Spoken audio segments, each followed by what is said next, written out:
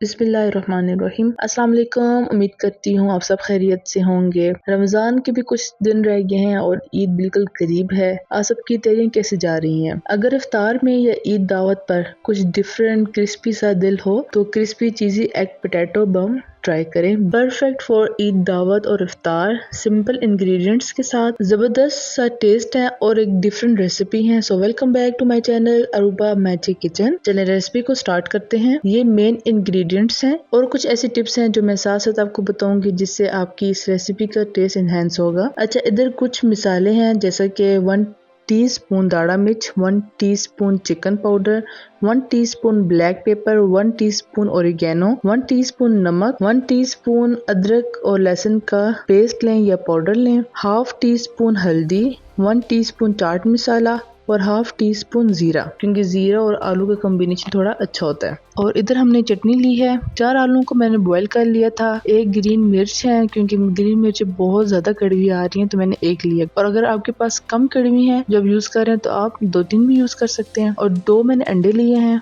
ये भी बॉईल हुए हुए हैं। और मैंने यहाँ पे बंद गोभी का एक छोटा सा पीस लिया है और एक छोटा सा प्याज इसको फाइन कट कर लिया था। इसमें अब आलू डाल कर अच्छी तरह से मैश कर लें और गोभी को भी फाइन कट करके डाल लें और ग्रीन मिर्च को भी।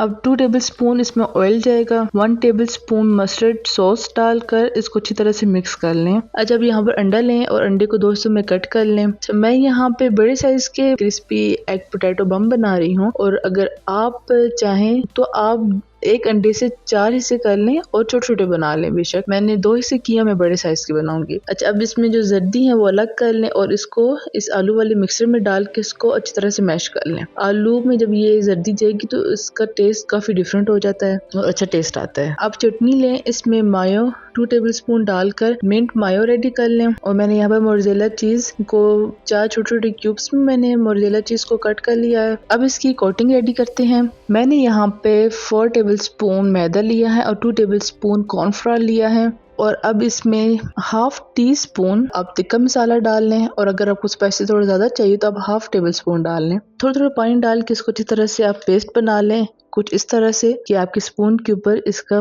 पेस्ट जो है वो ठहर जाए, ये इस तरह। अच्छा, चले अब यहाँ पर ब्रेड क्रम्स भी आप साइड पे रख लें। अब इस सब चीज रेडी है। अब हम इसको अब पहले हम मिक्सर लेंगे आलूओं का। इस तरह से पहले आप हाथ में मिक्सर रखेंगे और इसमें पहले आप अंडा रखें और इसमें आप मिंट मायो सॉस डालें जो हमने बनाया था और ऊपर से आलू का मिक्सर लें, उसको अच्छी तरह से कवर कर लें।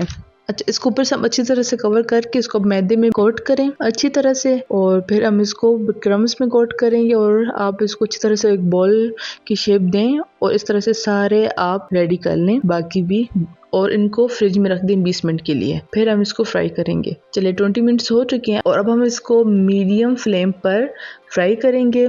जब एक साइड इसकी गोल्डन ब्राउन हो जाएगी तो फिर हम इसकी दूसरी साइड चेंज कर देंगे और दोनों तरफ से अच्छी तरह से हम इसको गोल्डन फ्राई करेंगे।